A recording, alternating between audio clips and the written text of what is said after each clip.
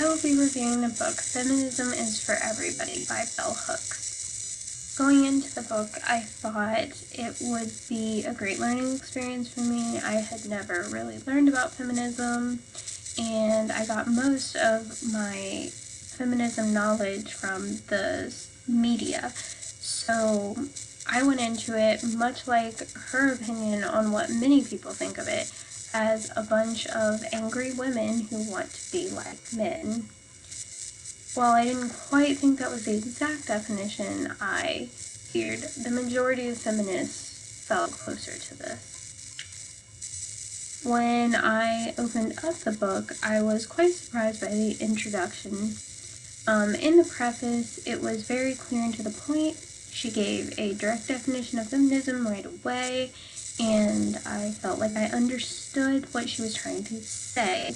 Even as someone who didn't quite understand or believe in feminism, I understood her message, and she was very clear with her language. She even used words as basic as folks so that we could feel like it wasn't a paper for scholars to read. It was just something for the common everyday person, much like the title of her book. So I felt like she was going along with where she should be going with her audience very clearly.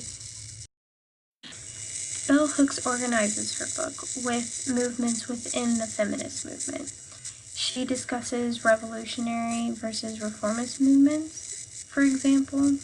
I found this really interesting to read about because I had never really heard about the reformist movement. Seeing it from news media, I saw a lot of revolutionary movements, and so I had never really heard of the reformist movement, which made smaller changes in a slower pace, but it gave a better name to feminism. And I thought this really interesting because to larger audiences, you may not have heard of this, so it was a really great idea to hear about this and know that not all feminists are the revolutionary feminists. However, revolutionary feminists are important, and I learned this through her book.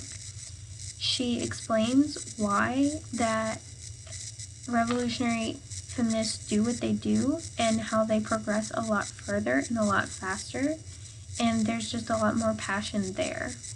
However, that does still give it a bad name, but I thought it really interesting to find out from a feminist why it's still important.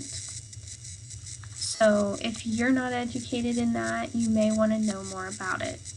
She also covers the intersectionality in feminism. She discusses how, as an African American woman, she faced criticism from other women, white women in particular.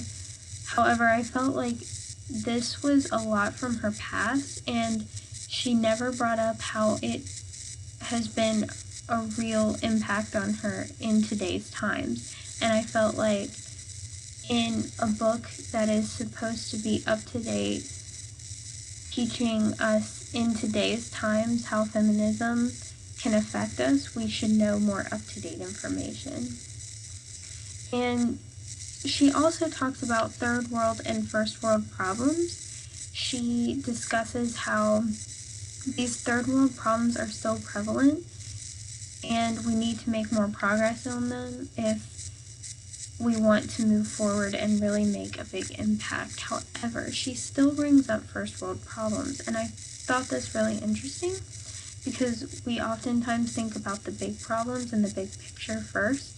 However, she was bringing up how we should also focus on first world problems so we can make a lot of smaller changes to make a bigger movement in the feminist movement.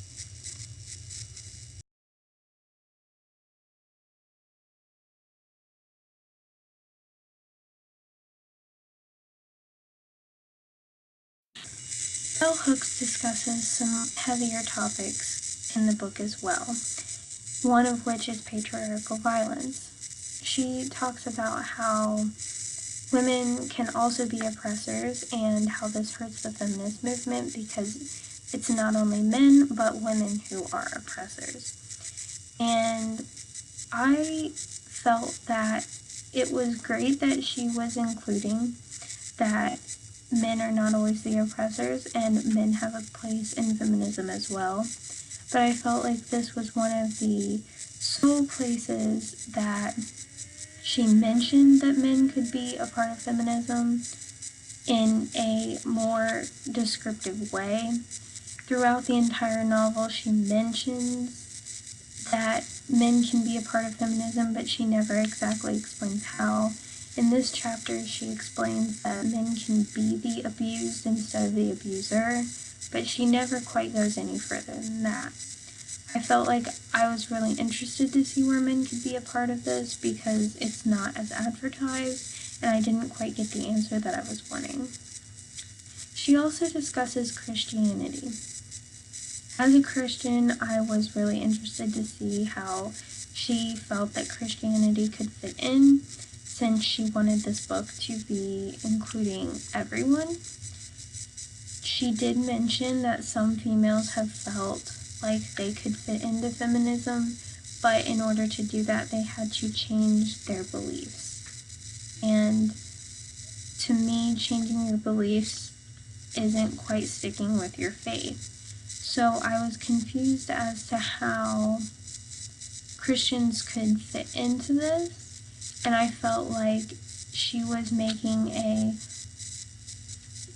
situation where you could either be all into feminists or you couldn't be a feminist at all, and I felt like that shouldn't be the case, and I felt like that isn't the case in feminism, and that you don't have to be all or none.